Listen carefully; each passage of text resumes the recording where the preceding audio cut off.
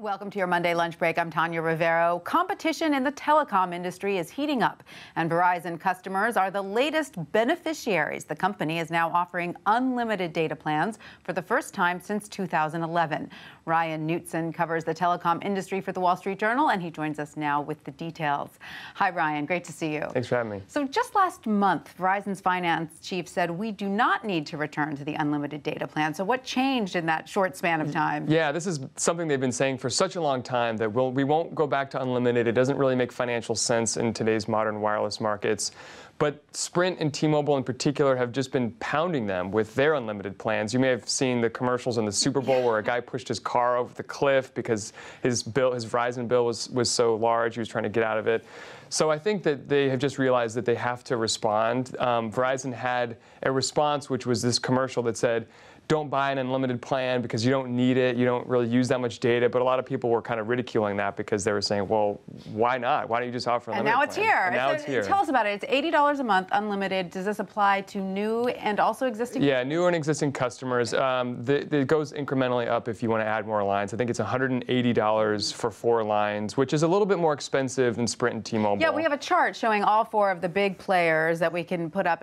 I guess AT&T charges a bit more, and you also have to buy DirecTV. Yeah, the caveat with AT&T's plan is that you have to sign up for DirecTV satellite service, put a satellite dish on your house, which is going to be a deterrent for a lot of people. Right.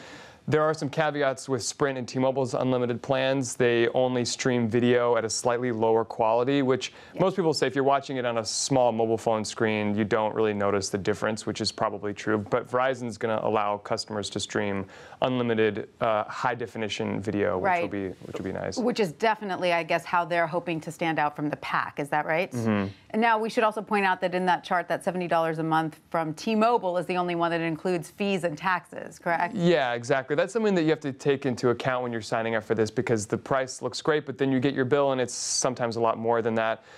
T-Mobile's latest competitive move is to say all the taxes and fees are going to be bundled into the same price. So you know that if you sign up for T-Mobile, it's going to be $70 a month for its unlimited plan. Right. Whereas with Verizon, it might be a little different. Still, all of this is looking pretty good for consumers right now. Do we have regulators to thank for that? They sort of squashed some mergers. Well, there's certainly people are going to point out that this is a reason to have 4 competitors in the wireless market. In 2011, regulators prevented AT&T from buying T-Mobile, and since then T-Mobile has had all sorts of price competitive moves.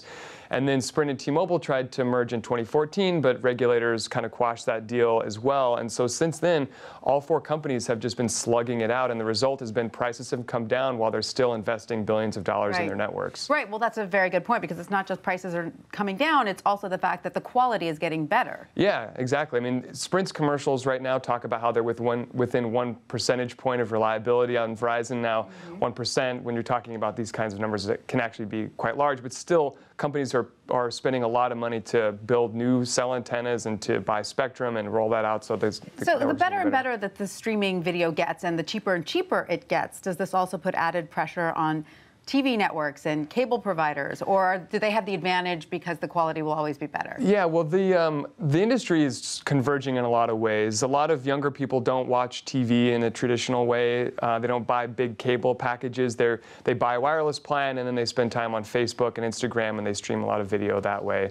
So the market is certainly changing in a lot of ways, and having unlimited plans on cell phones just make it a little bit easier for people to not only cut the cable cord, but maybe even start thinking about cutting the home broadband cord. Because if you're just going to be sitting at your house streaming on your phone, why pay for high-speed internet at home when you can get unlimited data? Very good point. Now, I'm asking this very selfishly because I have a Verizon account. Do I need to call them up to change this, or will it happen automatically? Well, they have a new mobile app that's pretty easy to use, and you can go in and just change your plan in the app. So it's possible that you might not have to place a phone call if it goes well. Now, I should add, there is a small caveat to all these unlimited plans, which is that if you use more than 22 gigabytes a month, in this case for Verizon, which puts you at the high end of consumption, they might slow down your speeds if you're in a congested area at a particular moment, which is sort of a gray area. You don't really know what that means. But all the carriers put this kind of sort of limit on it, so you can't use it to stream everything. So keep that in mind if you're binge-watching all of your favorite TV shows. Yeah, exactly. Yeah, it might catch up with you at the end. All right, Ryan Knutson, thank you so much for that.